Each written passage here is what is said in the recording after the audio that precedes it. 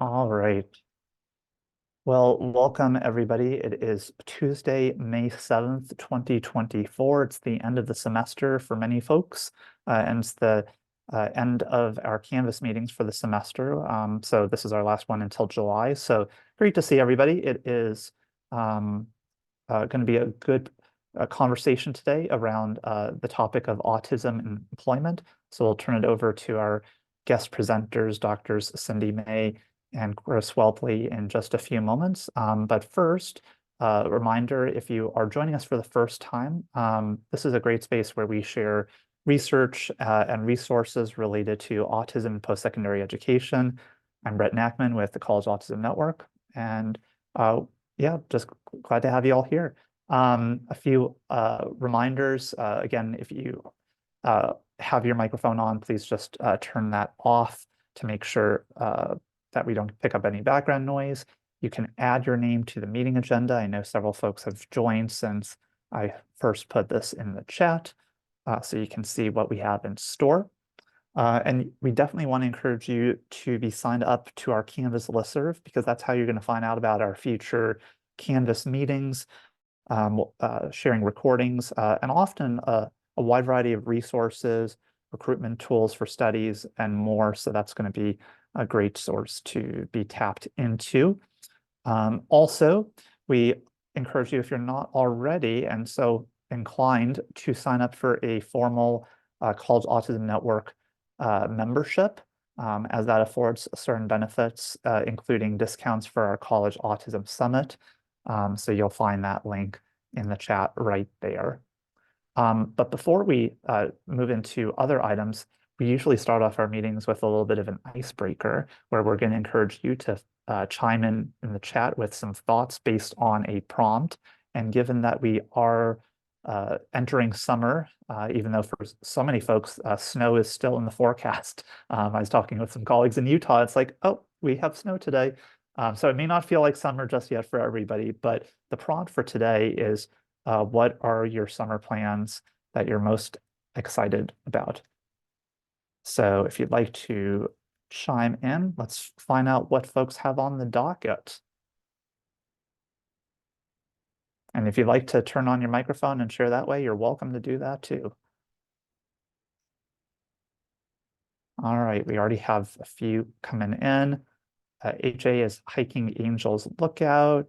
Ariel taking a course on community engaged research. Cindy's writing in the North Carolina mountains. Clarissa is visiting family and going to the beach. Kendra's son is getting married. Awesome. Danielle, a staycation. Mary's also going on some hikes. Katie's making some Sundays in Cape Cod. Val's going to Canada. Outdoor stuff for Jan. Kathy is going to Ontario. Hillary, family road trip to Kansas City. Oh my gosh, so lots of traveling, lots of hiking, lots of family time. Puerto Rico trip. Oh, Jill is on point. You're submitting to the College Autism Summit by June 7th. Yes, we'll mention that in just a few moments. I feel like you're a plant there, Jill. I did not tell you to write that. Chloe is interning with the American Association for People with Disabilities in DC. Great. Family trip to Canada from StreetJet. Oh my gosh, so many great plans. Well, I hope everybody is making, packing their bags, or if you're, for those of you doing the staycation, just taking out lots of good snacks. So great to hear about everybody's plans. And Jill mentioned one plan that hopefully is in store for everybody, and that is submitting to the College Autism Summit, which will be this October in Columbus, Ohio. It's October 13th through 16th, and we're going to drop in the link to the website where you can check out the call for proposals, again, due June 7th, our sponsors, different details about lodging and what you can check out in the area. So we definitely want to make sure that you all put in your proposals, so we have a really rich and robust program. So yeah, check it out. But at this point, before we shift over to our featured presenters, as we always do, this is a time for sharing resources If folks have any new articles that they read or debuted, you can share that out. Also, if you are recruiting for a research study, if you have a tool that you've come across that you think others would find interesting, this is a good time to do that. So might anybody want to drop in the chat or share aloud what resources you'd like to pass along to the community?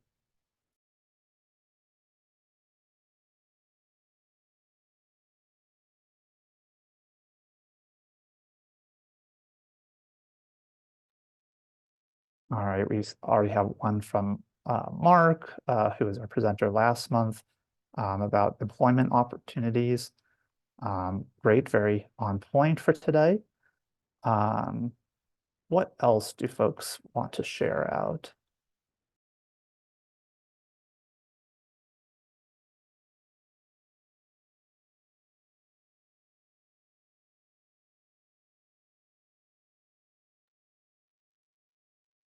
Well, I can mention that I'm very well aware that the International Society for Autism Research Conference is happening in Melbourne, Australia.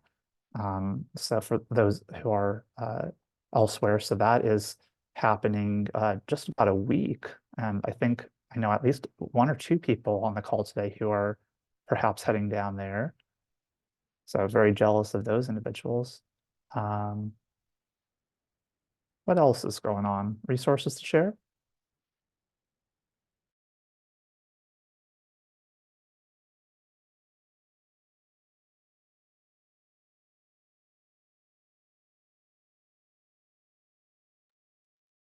I think maybe for a lot of people, a resource to share are relaxation tools after a busy semester, because I know commencement is on the horizon for many folks, and that's very time consuming and exhausting, or for those who are ending the school year as well. Well, it seems like we don't have as much being distributed right now, but if you feel inclined to, you're welcome to use the chat and share out various resources. So at this point, I'm going to turn it over to our featured presenters for today. We have Dr. Cindy May, a professor of psychology at the College of Charleston, and Dr. Christopher E. Whelpley, assistant professor of management at Virginia Commonwealth University, about a really relevant topic for many folks, which is employment in the autism community. So I'm going to turn it over to both of them, and we'll take it from there. So let me just pin you both to the screen and go right ahead. Okay, terrific. I'm going to share my screen. So thank you for that wonderful introduction. I really appreciate it. As Brett said, my name is Cindy May, and I'm a professor of psychology at the College of Charleston. And I'm here today with my colleague, Chris Whelpley, who's an assistant professor of management at Virginia Commonwealth University. And we want to thank you for this opportunity to share our research with you. I want to note that although I will be the primary presenter today, Chris and I worked together to conceptualize and execute these studies. And you should feel free to direct any questions you have to either one of us, but especially to Chris. If you have clarification questions during the presentation, things that you don't understand about what we're discussing, feel free to either post those in the chat. Chris is going to watch the chat, or do the hand raise. That would be terrific. Otherwise, we'll take questions at the end. So today we're going to discuss barriers to employment for adults with autism spectrum disorder and a potential pathway for overcoming those barriers. And before I get going, I want to note that the very hard work that you'll hear about today was really executed by a team of undergraduate students at the College of Charleston. And these students include Emma Schultz, Kai Signori, Paige Myers, Sarah Kingsley, Rachel Kaup, and Levi Moyer. And they conducted most of the videotaping, computer programming, and initial data analyses in the 4 projects that we'll talk about today. And we are very grateful for their contributions to this work. I also want to take a moment before I dive in to make a quick note about the language that we will use today. As most of you likely know, there's some debate about whether people should use identity first language or person first language. Generally, my policy is to ask the person with whom I'm speaking what they prefer, but given that we're talking very broadly about autism today, I'm going to use both terms interchangeably. So I'll offend everybody all at the same time. Hopefully not. All right, with that, let me jump right in. So our research was motivated in large part by the very sobering unemployment data for the autistic community.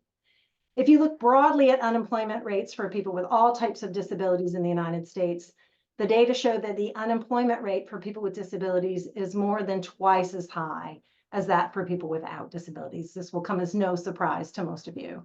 And these unemployment challenges impact the autism community, despite the fact that many people on the autism spectrum are eager to work, are highly qualified, and are quite capable of being excellent employees. They experience high rates of unemployment and underemployment. And this is true even for autistic individuals who are college educated. Indeed, recent data from the National Longitudinal Transition Study suggests that unemployment outcomes may be disproportionately bad for autistic individuals, even when you only consider people with disabilities. As one example, the data indicate that over 40% of autistic young adults never worked for pay during their early 20s. And given the significance of employment, it's a gateway to financial security, to transportation, socialization, healthcare. These poor employment outcomes are a serious concern. And in our research, we examined one, you might argue it's the first, but one potential barrier to employment, and that is the job interview. If you've ever been in a job interview, and I'm sure all of you have, you know that the job interview places a heavy emphasis on social interaction. And employers may mistakenly focus on a candidate's interview skills, appearance, or social interactions rather than on the skills needed for a specific employment position. And this puts autistic candidates at a distinct disadvantage. Autistic candidates may exhibit marked differences in their social interactive style and their ability to relate to others, making them less desirable to job recruiters and therefore less likely to be chosen for a job. We want to highlight that the social challenges that arise for individuals with autism may derive not only from their atypical behaviors and social styles, but also from a lack of understanding on the part of neurotypical individuals.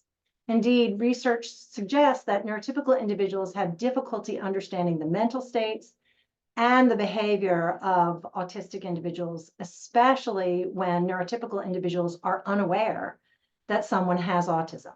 And we'll talk a little bit more about this later when we discuss our efforts to level the playing field for autistic employees. But regardless of the sources of the challenges in the job interview, we believe that these interviews pose a significant barrier to employment, and we explored that in our first study. For that study, we recorded 30 college students. Half of these college students had autism and half did not, and we recorded them engaging in a mock job interview.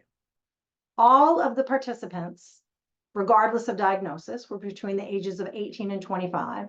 All were degree seeking and all matriculated through the same process at their institution, and they were all compensated for participating in our study. For these interviews, we asked college students to think about their dream jobs and their strengths and qualifications for those jobs. And we told them that they'd have 5 minutes to talk about those dream jobs and their qualifications. So we gave them a little bit of time to think. We asked them one question, and then we asked them to talk for 5 minutes. All of these interviews were recorded, and after the sessions, the interviews were transcribed verbatim. So these interviews were then evaluated by naive raters who were also college students. And let me explain what I mean by a naive rater. They were naive to our manipulation. That is, they were not aware that any of the job candidates they were evaluating had autism. They were not informed of the diagnoses, nor did they even know that the focus of the study included autism. They simply thought their job was to observe the interviews and rate the candidates, much as employers generally observe job candidates, rate them, and select someone for a job. As you can see in this slide on the left-hand side, there are two conditions to which raters might be assigned. In one condition, 150 raters watched these recorded interview videos, and they watched them on a computer screen. In a second condition, 150 different raters simply read the interview transcripts, again on a computer screen. They did not see a video, they did not even see a still picture, nor could they hear any of the audio from the interviews. They simply read the transcripts. And after reviewing each candidate, these naive evaluators judged each candidate on a number of social dimensions. And these social dimensions are listed here. They include things like likability, trustworthiness, confidence, awkwardness, enthusiasm, etc. Raters also indicated whether they perceived each candidate as qualified for the job. And last but not least, they rated the likelihood that they would hire each candidate. Before I show you the data, I want to walk you through the possible outcomes here. If raters focused on the content of the interviews, that is, the qualifications expressed by candidates for their dream job, as you would hope an interviewer would do, then the evaluations of the candidates should be similar across the video and transcript conditions. That, of course, is not what we expected. We expected that raters in the video condition would be distracted by the social aspects of the interview, and we therefore expected the ratings to differ across the video and transcript conditions, especially for autistic candidates. Specifically, we expected the ratings for autistic candidates to be significantly worse in the video condition relative to the transcript condition, given that autistic candidates are more likely to display atypical social interaction. So what did we find? You can see the data here, and the data generally confirmed our suspicions. Just to orient you, the light gray bars are the overall ratings for the neurotypical candidates across the two conditions, video and transcript. And the black bars are the overall ratings for autistic candidates. In the video condition that you see highlighted here in green, where raters could see and hear the candidates, the overall ratings were significantly higher for neurotypical candidates than for autistic candidates. However, if you look to the right of your screen, you'll see that in the transcript condition, where raters could not see or hear the candidates, but instead had to base their evaluations solely on the content of the interviews, the ratings for the autistic candidates were higher than those for neurotypical candidates. And the findings are even more interesting when we drill down. So the data that you see here are for the video condition only. For the social measures, such as likability or awkwardness or confidence, neurotypical candidates were rated higher than the autistic candidates on nearly every measure. When you consider qualifications, and I've circled that here in green, the two groups were rated similarly. So although raters found the autistic candidates to be socially less pleasing than the neurotypical candidates, they did find them to be equally qualified. Unfortunately, the raters weighed the social characteristics heavily when making hiring decisions about the autistic candidates. And as you can see here circled in red, they were less likely to report wanting to hire the autistic candidates relative to the neurotypical candidates, despite the fact that the groups were perceived as equally qualified. And these findings suggest that the neurotypical raters simply did not like the social style of autistic candidates. Although they found them qualified, they based their hiring decisions on social styles.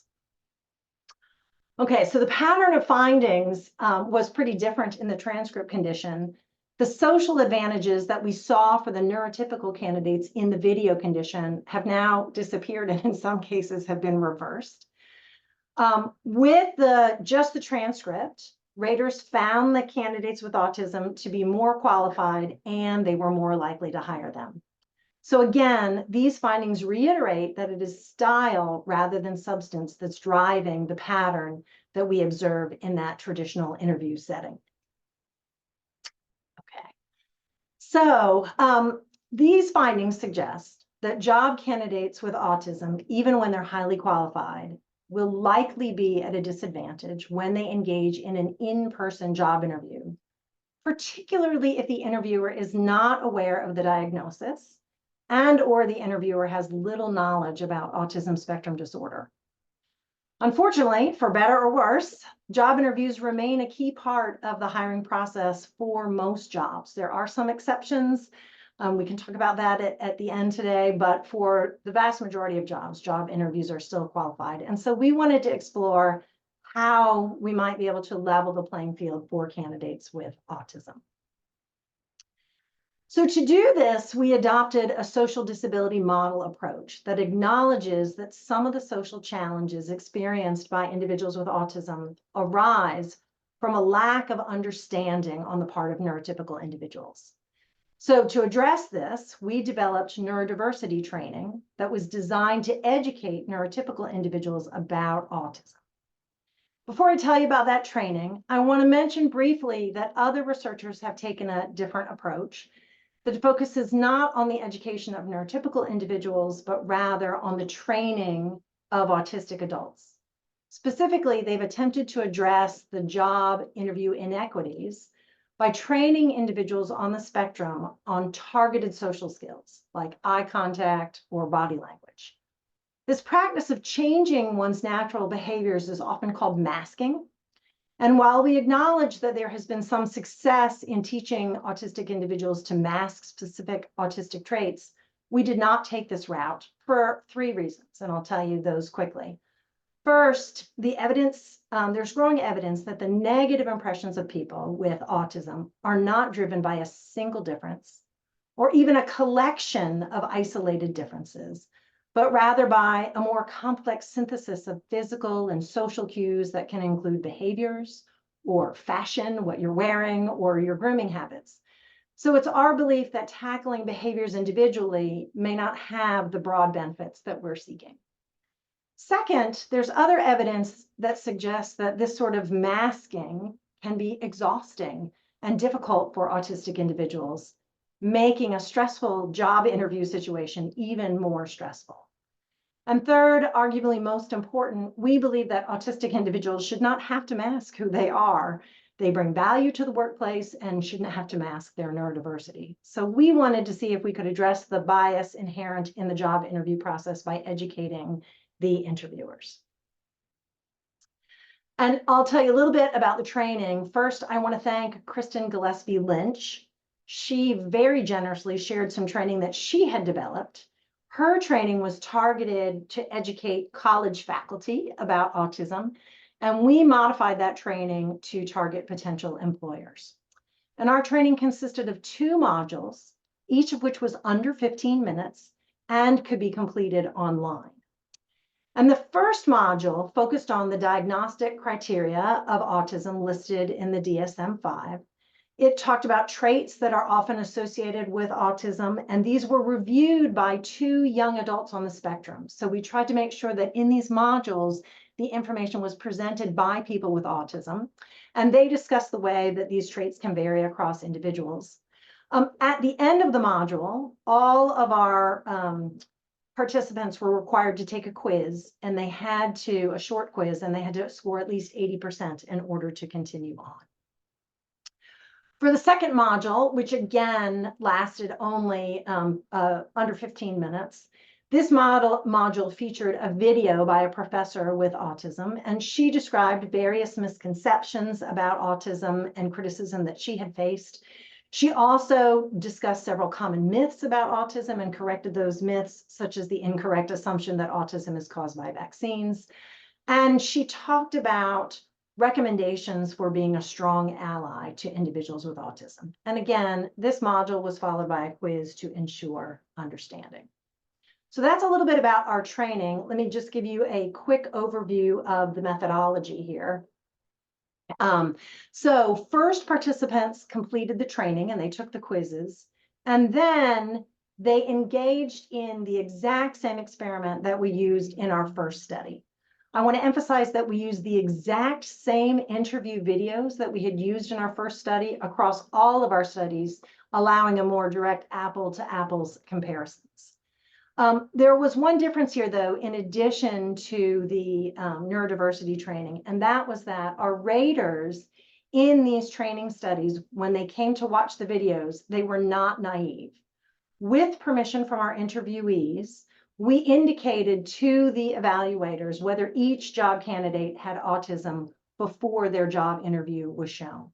So in addition to the neurodiversity training, our raters also knew about the autism diagnosis for candidates before they watched the videos. And we did this because research suggests that optimal outcomes may occur when knowledge about autism is paired with diagnostic disclosure. So we use 3 different time frames here, just to give you a sense. One group of raters completed the training and then immediately watched and rated the candidates. And we included this group quite honestly because we weren't sure the training was going to work, and we wanted to hedge our bets. We wanted to have the greatest likelihood that it would work. We included 2 additional groups to address a couple of questions. One issue is the timing of the training. So obviously we want to know whether the training lasts, and I'll talk a little bit about that. But a second issue is that in both the original study and in our immediate condition, we had used college students as raters. And so one question is, will the findings generalize to the general population? And so for our second training study that we implemented after a 2-week delay, we recruited participants from Prolific. And this is an online site where you can recruit individuals. And we recruited people aged 25 to 65 to be in this study.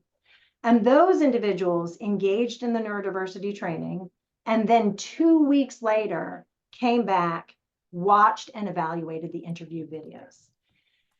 Last but not least, we really wanted to use a very long time frame, because what happens often in HR is that you receive training and then months down the road, you engage in hiring. And so we wanted to assess whether or not the benefits, if there were any, of the training would endure over time. Cindy, sorry, we have a question about the training. Sure. And they're wondering, how was the training accessed, and then was it designed by or with people who are on the spectrum? So the training was accessed online, and it included people on the spectrum. I would have to speak more closely with Kristen about how it was originally developed, but I believe that people with autism were involved in developing the training because it involved videotapes of people on the spectrum talking about autism. Does that add clarity? Okay. So in our last condition, we had people engage in the training, and then we waited at least 2 months. For some people, they didn't come back, and we had to nudge them a bit. So their time frame was 3 months. So we really could look at whether or not the training endured over time. So let's take a look and see what we found. I'm going to show you first the data from our immediate training. And what I want to highlight first is the fact that even with this immediate training, our raters continued to find the candidates with autism less desirable on a social scale. So if you look at social measures, I highlighted 2 here: awkwardness and likability. The candidates with autism are still rated less favorably than the neurotypical candidates. And I actually took this as a promising sign, because I think this suggests that the impact of our neurodiversity training was not simply to create an atmosphere that encouraged our raters to say nice things about people with autism, right? We weren't just getting them to ignore the autism. They clearly observed the social differences and were willing to report on the social differences, even when training immediately preceded the ratings. You'll see that, as with our original study, our candidates with autism were rated as equally qualified to the neurotypical candidates. And what was really interesting, though, is that here, after the training, the raters were equally likely to hire candidates with and without autism. So we were excited about these findings. We think they're somewhat promising because they suggest that neurodiversity may be a mechanism that can have an impact on ratings, but this is not really how things work in the real world. So we wanted to take a look and ask, how long does it last? what happens with a 2-week delay, what happens with a 2-month delay. So here are the ratings after a 2-week delay.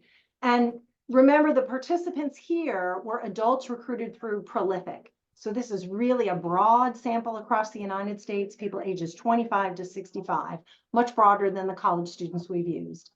Despite the change in the ratings and the 2-week delay between training and the interview rating task, the data here look remarkably similar to our immediate condition. Once again, our raters perceived and evaluated the candidates with autism less favorably on the social dimensions. They did perceive the candidates with autism to be equally qualified to those who were neurotypical. And again, they were equally likely to hire the candidates with autism as they were the neurotypical candidates. So we had good news on 2 fronts here. The neurodiversity training benefits seem to generalize to a broader population than our original sample. Hopefully this means that this kind of training might have a good impact on employers. And second, the benefits of the training lasted beyond the initial exposure here for at least 2 weeks. So let me show you what happens with a 2-month delay. And again, the pattern is really similar, both to the immediate and the 2-week delay. We see that candidates with autism continue not to be rated favorably on social dimensions. They are perceived as qualified, and they are equally likely to be hired. So, in summary, adults with autism are likely to be disadvantaged in job interviews when interviewers have little knowledge about autism and they don't know that a candidate is autistic. But neurodiversity training coupled with diagnostic disclosure seems to help. These benefits seem to endure for at least several months, and the benefits generalize beyond college students to the general population. That's the summary of our findings. Happy to take questions.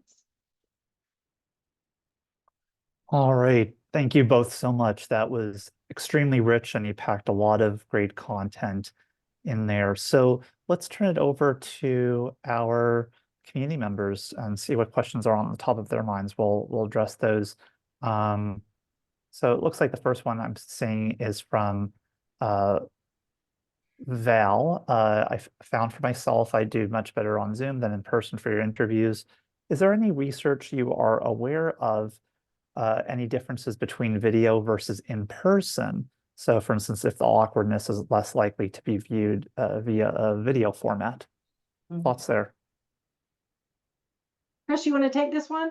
Sure. So I did briefly answer this, and I did a short review on this just a few days ago. And in terms of like the most recent research that's been published, there's been some shifts in kind of the approaches, but I didn't see anything specifically on Zoom, though I did note in there that would be a really practical result if it came out that did decrease performance differences in these interview settings, because obviously that's something that organizations could really easily use to modify the interview process. Great. It looks like we have a hand raised from Mark. Go ahead, Mark.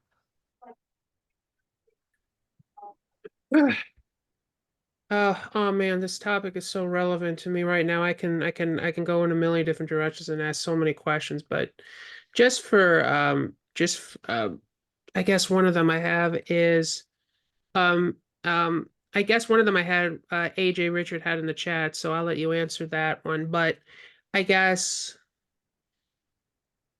just for a broader discussion question, do you see that a bias exists between having someone disclose and not disclose, whether it be at the interview process or during the job application interview, whether it be just from personal experience you've had working with the autistic individuals creating and working on the study, or through other personal experiences? Sure. Well, Go go ahead, Chris. So I actually did a research on this that was published in the Journal of Business and Psychology, and the intent was not to look at disclosure related to stigma or otherwise, but what we found were kind of like two diverging but unique perspectives. One was the people who were on the spectrum who I would say had the option of disclosing or not. Some would just say, you know what, I'm really introverted, and that to them was a form of disclosure that wasn't as far as you might go with what would be a formal, like saying, I'm on the spectrum. For the managers who were in that study, to a T, they all said, I really wish people on the spectrum would disclose to me during an interview process or while they're at work, because I can't help them if I don't know. And we know that there are a bunch of formal accommodations that can be asked for. Now, there is other research, I didn't do this research, that says, well, a lot of times that just means the companies do the minimum and is not really helping me to get these accommodations anyway. But, and I was at Society for Industrial Organizational Psychology 2 weeks ago, and I got a similar question. I always say you should, because if you need accommodations, you should absolutely be able to have access to those, and you're not going to have access to those if you don't disclose. So, like I said, they're kind of opposing viewpoints that the people who are on the spectrum said, yeah, I feel like I'm being discriminated against if I disclose. But the managers who are oftentimes interviewing these candidates or working with these employees said, I really wish everybody who's on the spectrum would disclose either during the interview process or while they're at work. I'll follow up with that. Mark, Thank you. I didn't talk about these data today, but we did run a study where we did disclosure alone without training. I will say we didn't move the needle much. We haven't done training without disclosure, but we have done disclosure without training. And so it may be the case, and I think other people have found this, that it really depends upon that combination of people having some awareness of autism in order for disclosure to be fully effective. It didn't disadvantage candidates, but it didn't create the same advantage that disclosure plus training created. Does that make sense? Yes, thank you. Great. Let's turn it over to Sarah, who has their hand raised, and then we'll turn it over to the question in the chat from AJ. Go ahead, Sarah. Thanks, Brett. I apologize. I was not here at the beginning, so perhaps this was already answered. My question is, what I saw of the training that you showed looked like it was awareness or acceptance training. Was there any training for how to respond or how to communicate better with an autistic candidate? There was. In the second module, there were 3 parts to that second module. And the final third was how to be an ally, which included communicating effectively with people with autism. Thank you. Mm-hmm. Great. We have a question in the chat from AJ, who asks, would you advise job applicants to disclose in interviews? So more of an opinion question there. Chris, I think we kind of touched on this with Mark's question, but if you want just a very short, I would always, from the research that I've done, I would say yes, but there are obviously pluses and minuses to either side of that. I would agree. I don't think there's a big downside. I think the potential upside may depend upon the knowledge of the interviewer, though. Indeed. Okay, let's it seems like we have more questions coming in from Mary. I'm just reading this aloud for those who are watching the video recording down the line because they will not see the chat. Mary asks, is it possible that social desirability of knowing the study was about being trained in understanding autism, that reporters were showing desirability to hire an autistic candidate? Did you ask the participants why they would want to hire the candidates and gather any forms of qualitative information about their interests that may not be related to social desirability? A lot packed in there. So I'll jump in here. Mary, it's absolutely a concern and a possibility, but some of the findings would argue against that. So as I said, if this were a pure social desirability effect, then I think that we would not have seen the persistence of unfavorable social ratings. And we saw that persist with every single training condition that we did, every single sample. And so we're talking hundreds of raters all continued to rate people with autism less favorably on all these social dimensions. So it's possible that they were incredibly nuanced and said, well, I'll rate them unfavorably socially, but I'll say that I want to hire them. I think it's more that they now understand and contextualize, why are there these differences in social interaction? Now that I understand them, I can attribute them to the autism and not necessarily because this employee will be a bad employee. So I don't think that we're getting a social desirability effect, but you don't know. We did not ask people why they were willing to hire. We just had them do the ratings. I can add just a very small amount that isn't related to our research, but is related to some other research that I've read and some research that I've done.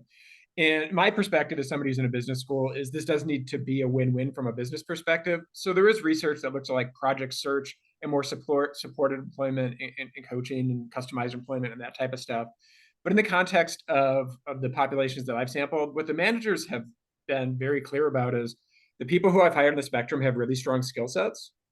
They add to the diversity of my team in a way that I like. And I have become a better manager as a result of having somebody on the spectrum on my team. And so from those perspectives, it's not about the motivations are not about pity or something like that. This is about forming a competitive work team, potentially even forming one as a strategic resource within the organization if you can do that in a way that other organizations can't do it. All right, our next question is from Jill. I have been working with some autistic alums from a university who lost jobs because of social communication differences and misunderstandings. What do you think is the next step to ensuring that autistic people who are hired are more likely to be retained? Do you think it is the ally training that you just mentioned? Chris, you want to go first on this one? I'm just rereading the question. What do you think the next step for sure? So this is a really hard question. And quite frankly, there are probably people on this call. I know there are people on this call because I've read their research who are studying things like the double empathy problem in organizations and other things similar to that. Because I don't think we know yet if training is going to get people over the hump while they get into organizations. I've done some research on allyship. I've done some research, or I've read research on mentorship, all of which suggest those are important things. Coaching can be an important thing. So we know like some minor things, but none of those have really alleviated the differences. And obviously we look at the national statistics and they're really not good. So like if the research is there to say that we can do this, it hasn't panned out in the employment data yet. So like I said, this is a really, I think, a difficult question where we have like little things that might move the needle a little bit, but we haven't really kind of cracked that nut to figure out how do we really make the workplace as equitable as we possibly can in this dimension. I would agree. And one issue is that, at least in instances that I've known, when an individual with autism is hired, sometimes their immediate supervisor knows and has training, and sometimes coworkers do. But if there are changes in coworkers or changes in leadership, that communication about autism and needs for accommodation doesn't always take place. And so it's going to involve a systemic change. It's not, we can't offer training and support to a handful of individuals within an organization. It's going to need to be system-wide in order for there to be longevity in employment. Yeah, I think that's really interesting. And I just have one minor thing that I did research on some allyship that hasn't been published yet, but hopefully will be soon. And we actually found amongst coworkers, not amongst managers, but amongst coworkers, that they really did adhere to differing or had different approaches to whether they might adhere more to the medical model of disability or the social model of disability. And the allyship for the people who adhered more to the social model of disability and thought about it as, diversity, a little bit of difference, those people tended to focus more on relationship-oriented behaviors, and the autistic individuals in our sample really gravitated towards that versus these people who, maybe they thought they were doing things that were good for people on the spectrum, but actually the perceptions from the people on the spectrum are like, no, that wasn't helpful. And, having a deficit-oriented approach wasn't helpful. And I just don't think the research is there, Cindy, and correct me if you think I'm wrong, for how coworkers can be trained and how that in the long term might influence those outcomes for people on the spectrum in the work environment. No, I agree. As I said at the very beginning, this is one step only that we've taken. It's a much larger puzzle. But I think this is an important first step. We've already gotten a lot of questions answered, and perhaps there are still others that are on folks' minds. So as we perhaps wait to hear from some other folks, let me throw one out to both of you, and whether this is within the scope of your work or not, you can let me know or let us know.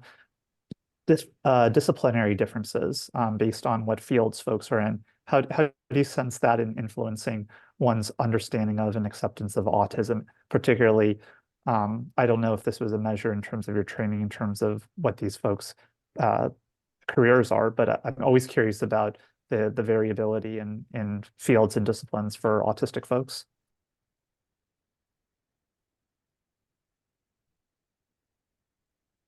I will go after you unless you want me to go first. Well, I'm still thinking, so go Okay. ahead.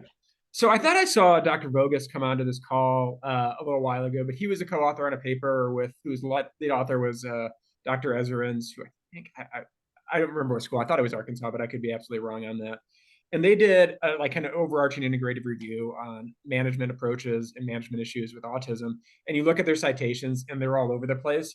And you look at the language that gets used, and again, it's all over the place. And so obviously, this is a cross-domain research. And I just talked about the medical mild disability versus the social mild disability. And we have people who are all over the spectrum of that who are doing research on this. And so, like, obviously, as we move forward, we need to coalesce some of these ideas, and maybe reviews are the way to do that. Maybe there's other ways to do that because it's just not there.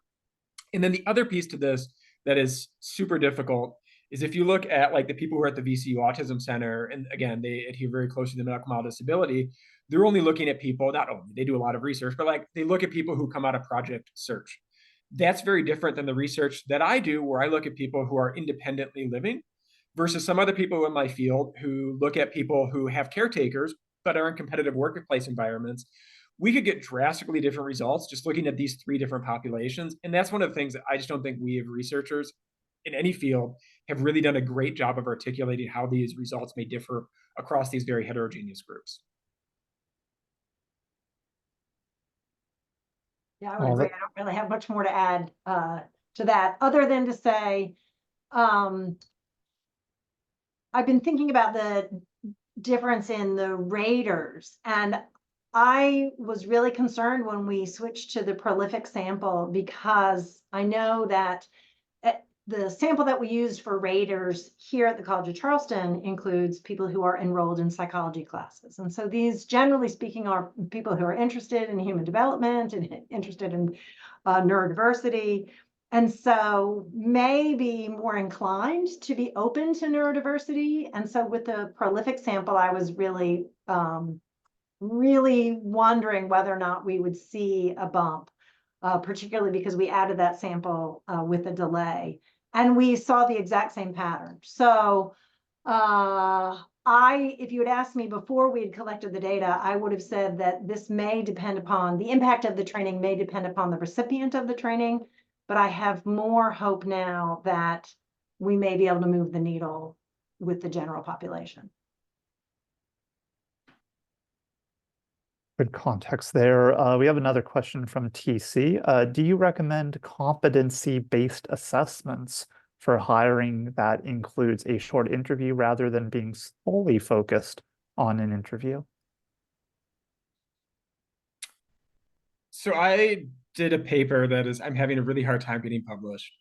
But we looked at, it wasn't a competency-based, though I do like that idea that if you get to like assessment centers, and that's if you look at like what Microsoft is doing with these really long, it's not an interview, but it's like, hey, come work with us for 6 weeks. It seems like that's very similar to what you might be referencing there. But where I looked at like personality measures, I looked at general cognitive ability, and then in my dissertation was in situational judgment tests, which I don't expect everybody here to know what that is, but it's like, if we give you job-like situations in word forms, and then we ask you to indicate what your response would be, can that then translate into us being able to predict job performance? And we found that each one of those, at least in our samples, presented adverse impact to those on the spectrum, which would suggest that some of these testing methods that we hoped would alleviate that impact did not. But I think more research needs to go in with different samples, again, as I just mentioned, because I think this is an important topic. And just like if you can do interviews on Zoom, if you could find a test that predicts job performance for people on the spectrum, wow, that would be a big win for the field, but also a big win for organizations who are pursuing neurodiversity. As we perhaps wait for an additional response, there's just been so many, which is a clear testament to folks' engagement around the topic of autism and employment. It sounds like there's many different ideas and topics on your minds or papers that are being written. Chris, what is next for each of you in terms of the directions of your scholarship? Chris, why don't you go ahead? Gosh, I'm just trying to get to the end of the semester right now and work on the papers that I have. No, I actually am working on some new stuff that's exploring, some of the topics that I've mentioned here before. How do you reduce these barriers? How can you convince, or how can you phrase the research that we're doing to organizations in a way that this isn't about charity? It's about a win-win. These are highly competent people who just haven't necessarily been given a fair shake in the work environment. And that's not, the orientation I go in from a research standpoint, but that's obviously how I'm writing my literature reviews, and that's how I hope my work will be interpreted down the road. So just trying to kick the can a little bit further down the road. And we've had a lot. I was like I said, I was at Society for Industrial Organizational Psychology, and the number of people who are attending autism related presentations there was significantly higher than it had been just a few years ago. So there's interest from the PhD students, and that's really the group that's going to, down the road, I hope, make the bigger impact.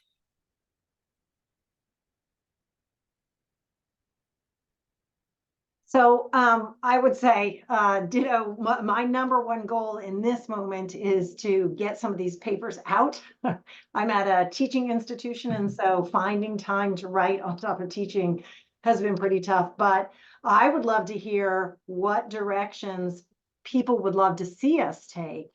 Where do you see the big needs beyond what we've talked about today?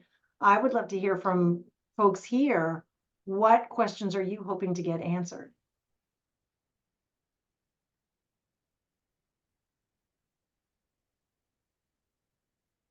A great prompt there, Cindy. Folks, what are your thoughts? Throw out in the chat or turn on your microphones. Let's round up all of these ideas.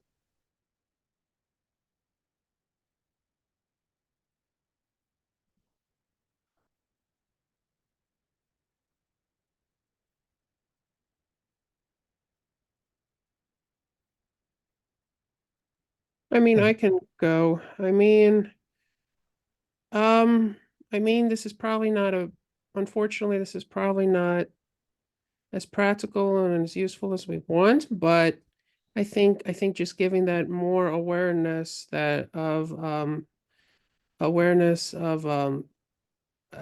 accessibility training, but neurodiversity, or I guess you can say neurodiversity training for to make that more mandatory for employers.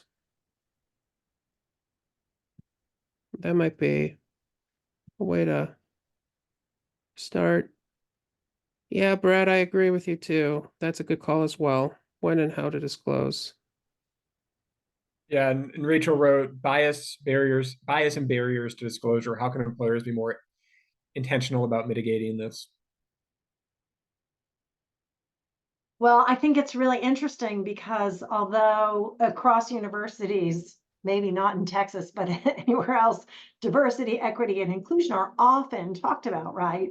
But neurodiversity is not consistently a part of that conversation.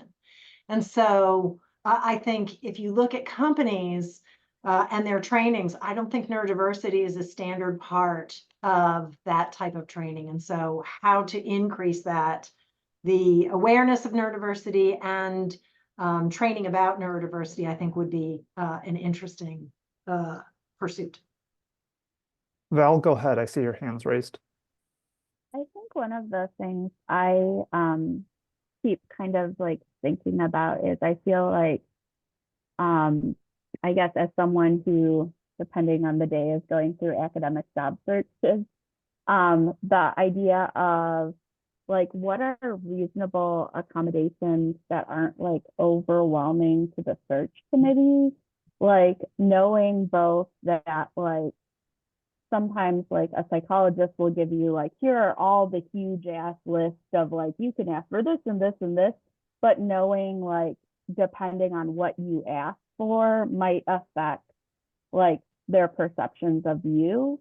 And so then like if there are like maybe chunkable accommodations that are like easy for the receiver to implement.